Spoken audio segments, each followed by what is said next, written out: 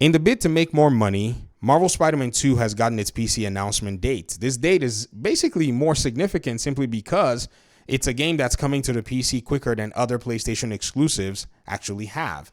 Well, I guess I would say other big exclusives have, because when you take a very close look, there are even some other PlayStation games that are coming day and date. So I guess I can't even say that with Marvel Spider-Man 2, because my most anticipated game on that whole list, Lego Horizon Adventures, is, in my opinion, the day and date game that's coming from PlayStation very soon. Different conversation nonetheless, because I want to point out a game called Stellar Blade.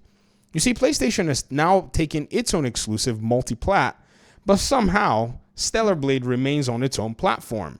What's going on here? This is one of those instances where I've said that these third-party money-hatted deals are bad for the developer, because Shift Up could have easily made more money if they had that game follow and release on other platforms like they had teased when they showed Stellar Blade as Project Eve years ago.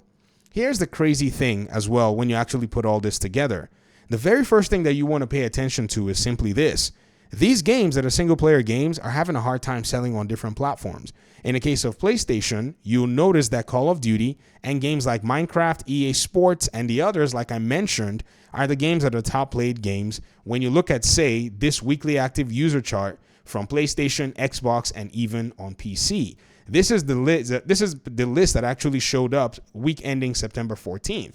If you go to a more recent list, like the one ending October 5th, you'll see that list has not really moved too much. The games have just been, in a sense, shuffled, and maybe some new games from EA. I mean, EA has, guys and girls, pay attention to this. EA's got three games on this list. They have Dead Space, they have Madden, they have college football. As much as they may be a punching bag, they seem to be able to have the attention of a lot of players. It is these kinds of things that has put PlayStation in a position where they need to find an external audience. So any third-party developer that goes into cahoots with PlayStation to block their game from going elsewhere, they're shooting themselves in the foot. To this phenomenon, one of my audience members yesterday said that Stellar Blade flopped. And to be honest, as much as 1 million is impressive in sales, that game should have sold much more.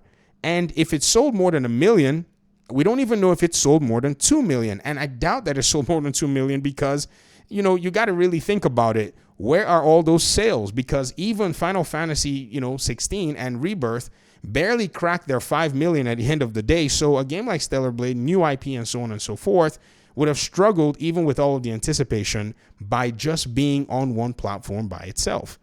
To that response, another audience member of mine said, Stellar Blade did not flop. Its sales were good. Now, they were good, but they were not satisfactory, nor did they meet the potential that a game like that could have met. They said it helped the studio to go public, and Shift Up is doing very well now. They're also doing a PC port because they need to. There is a near crossover coming out for it as well. We know, but the game is not yet accessible by a lot of people, so what's the point of doing the crossover when, for the most part, a lot of these PlayStation fans who pretty much have access to the game are playing other games out in the ether? This is exactly where the challenge is. So I pointed out that at the end of the day, going public is not the flex. Sales are actually the flex. Because at the end of the day, if you go public, what's still going to be expected of you is that you're able to still push more copies or at least sell more products and services, depending on the kind of company you are, so that you can bring in revenue and potentially profits so that your shareholders can make money. So even though they go public or they stay private, there's one base factor that company needs, and that is profits. And my audience member replied me and said, dude, just stop. They're worth over $3 billion and one out of South Korea's biggest game development studio. They're doing great. And then they tried to flame me and said, I know it sucks. You can't play the game on Xbox, but share little bot. This is coming to PC at some point, LOL. You see, this is the beauty of my fellow PlayStation fans. They like to set themselves up. So because I love to keep the receipts, I found a different comment in the Marvel Spider-Man coming to PC early video.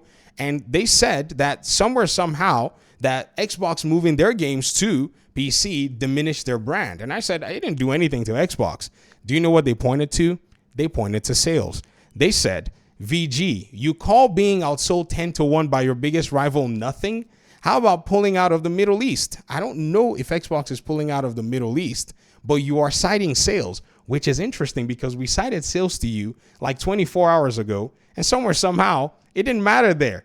Going public and having a beautiful share and stock price was what mattered, of which we know Microsoft has much more of a beautiful share and stock price than Sony does. But it's okay. They continued and said they now have to release games on PlayStation because their brand has been diminished.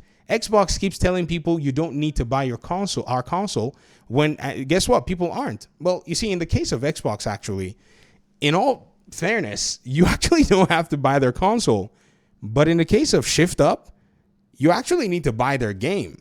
You see, there's no alternative for them. For Xbox, on the other hand, they've built an entire alternative around it. And I think that's where there's a unique situation. Even still, I'll still tell you and still make, in my last video where I talked about Xbox's biggest weakness, I still mentioned it. They need to still be able to sell consoles at the end of the day. Whatever they need to do to push hardware, they need to do it. But to my fellow PlayStation fan, Chris, you cannot in one breath say that the sales, which were only 1 million, of which everybody else is selling them 3 to 4 to 1, did not matter, and then come here and try to bash Xbox for the same exact deficit. To me, I think what you're doing is you're not applying the same standards. You see PlayStation playing a game, and you don't want to point out the game that they're playing. But as someone who is also a PlayStation fan like yourself, I really have to point out that if we do not take the same energy levels to these scenarios, we're going to be considered a joke. And I can't, sit back and let that happen. So sales are big, and this is exactly why you're getting Marvel Spider-Man 2 on PC.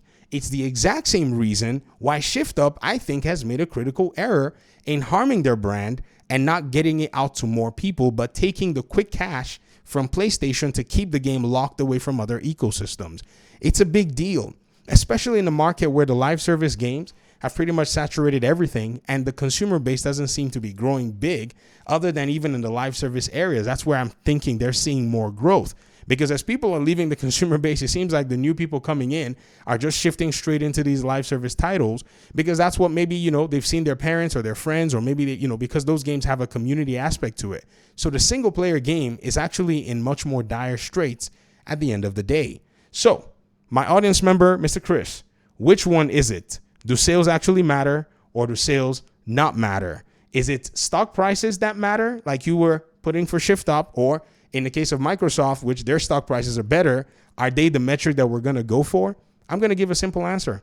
That's not the case. We're not going to use stock prices. We're going to follow the sales data because they're very important. If Shift Up cannot deliver in its PC port, which we don't even know if it's going to do well. I mean, look at Final Fantasy 16. A lot of the hype is probably gone. People are probably going to be waiting for sales because they're going to think in their mind, why would I pay full price for a game that made me wait to play it? I'm going to make the game wait too. So apparently the proposition at the end of the day is quite weird. So PlayStation finds itself in a very interesting place. It's, paying developers to do one thing while it's doing the exact opposite. I think developers are going to start seeing through this and saying to themselves, it's not worth it to go on PlayStation exclusive, because they're going to go multi-plat and leave you holding the bag while you're basically in the same place that you were when you signed an exclusivity deal with them. I almost think it's a conspiracy theory at this point. Is PlayStation purposefully paying these games to stay on their platform while they go multi-plat? Oh my goodness. Give me my tinfoil hat. Let me get out of here. Thanks so much for watching the video. Appreciate you guys' time and audience. Let's talk in the comment section. Peace out.